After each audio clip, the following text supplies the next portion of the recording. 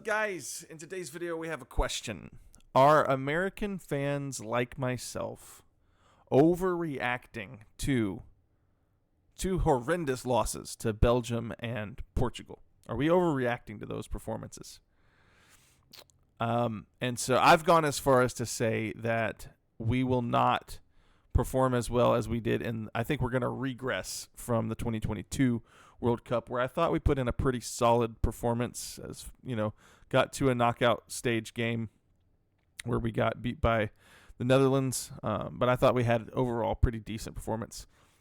I think that we're probably going to. I've said I thought we might regress instead of progress. Now, maybe I'm just being super negative based on a gut reaction after two weak performances. And so some fans told me that I ought to check out Eric Wynalda's thoughts on this. And so we're going to hear what he has to say. He started this program off with quite a rant. So I'm only going to pick up here about 3.5 minutes in, where I think he gets to the meat of the subject. And so I'll hear what he has to say about it. So let's get into this. That's what we're enduring. And then the aftermath of those kind of thoughts and that voice of negativity and or just inept analysis, what we get is a spiraling out of control narrative that our team isn't good enough. And our coach isn't competent.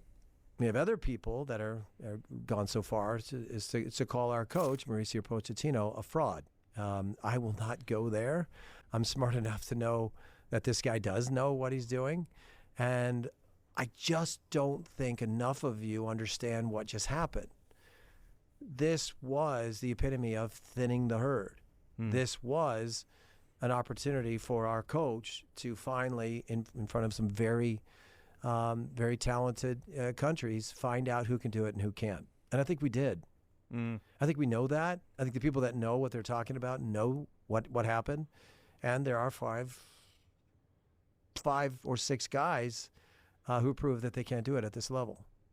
And I could get into the weeds and I could embarrass those people and I could. All right. So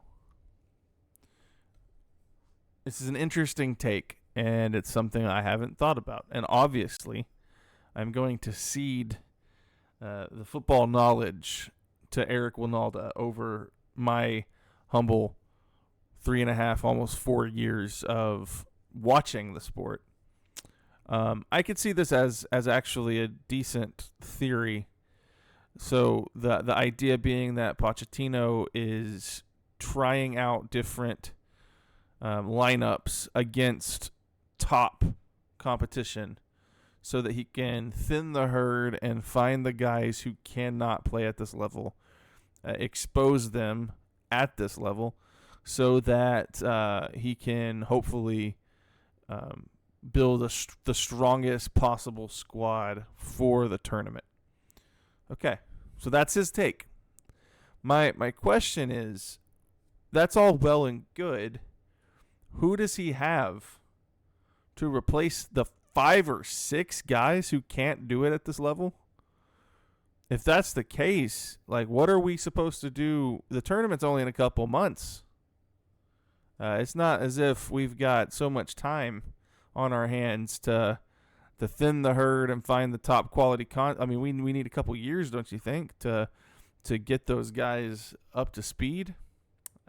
That's what my initial thoughts to that response. Mention their names. I don't need to do that. I think our coach is competent enough to know who those guys were. That's fair. They lost a couple races and they lost the ball in places where they shouldn't. And, some guys went home because I think our coach had seen enough, and that was the good side of it. The bad side of it sometimes is staying out there too long and getting found out. And I think a couple of our guys did just that. Now, if this was a youth game, and I was watching a 12-year-old group of boys playing, there was a couple of plays yesterday that I saw that remind me of that. I literally, in my mind, say, no, he can't do it. He's not going to be able to do it. He's never going to be able to do it. Now, are some of these guys good soccer players? Absolutely. No one's going to be, saying that they don't belong there. But do they belong in a World Cup when it's time to pick our very best players and put our best foot forward? Probably not. Some of these guys deserve an opportunity to put the shirt on and fill in when the other guys can't make it. Yeah, that's their role. They are the secondary tier of players who thought they had a chance. And so, it comes back to exactly what I was saying earlier in the video. That's all well and good. I don't think that we have the guys capable to perform like he's asking for here. And like I don't know that we can find them in time for the tournament. And so I don't think it's an overreaction when we look at the Belgium debacle and we look at the loss to Portugal. Even though there were moments of decent play in the Portugal game, we lost to a much better team. Nobody expected us to beat Portugal.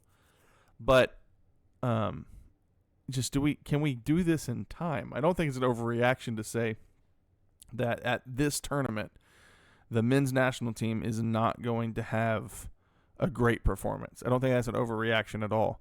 And I don't think it's an overreaction to think that, well, I don't think that it's Pochettino's fault. I think he'll be fine.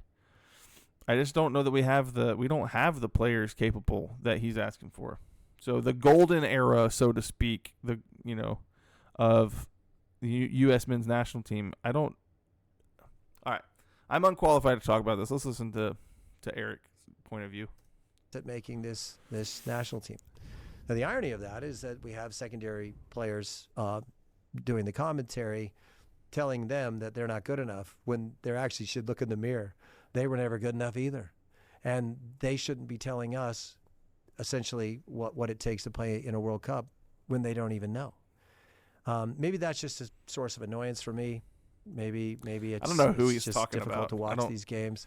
Follow but it's more American difficult punditry. for me to watch you spin out of control. For our fan base to lose hope on a group of guys who's very talented.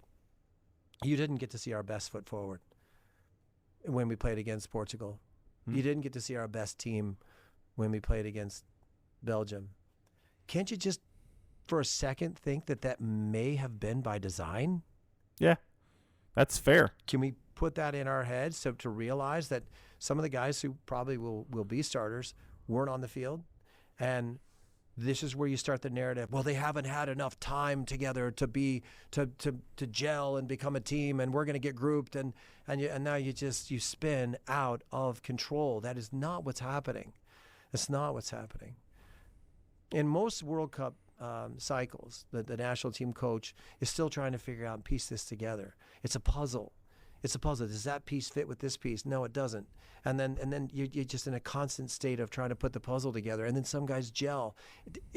That's not how it works, right? It doesn't work in the sense that it has to be everything now, right? It's going to come later. And I can tell you without hesitation that our guys are good enough to be able to perform when the World Cup happens. Something strange happens to you in a World Cup and becomes more important. But That's also probably argue true as that well. These games are far more difficult to play in than an actual World Cup. Because if you actually think that Pochettino is going out there and saying, well, this is the plan for the day, this is the way we're going to, this is our objective, is to win the game. Yeah, okay, it's always trying to win, but he keeps saying that over and over again. Of course I want to win. Of course I don't like to lose. But let me work here. Yeah. I'm trying to figure out which of these guys can do it and which can't. And I think the last two games, I think he's got a clear idea of which guys he thinks will be able to do it and which ones can't. Now, in the meantime, it would be appreciated if we can, as a fan base, stay optimistic. I know that's difficult. I've listened to several people this morning. One of them being our former coach, Jurgen Klinsmann, who is worried about them getting discouraged. Yeah, that was literally going to be my follow-up question. Okay, so let's say that what Eric has proposed is correct. Let's say that this is by design, and this is Pochettino's way of thinning the herd and finding the players that can compete at the World Cup stage. does this not take a blow to the morale of the team to be losing in an embarrassing fashion on this stage? Does it not, or are they aware that this is what his plan is doing? Because I don't think a coach can walk in and say, well, hey, what I'm trying to do here is I'm trying to see which one of you can't make it. I don't know. Maybe I'm overthinking it. I still have a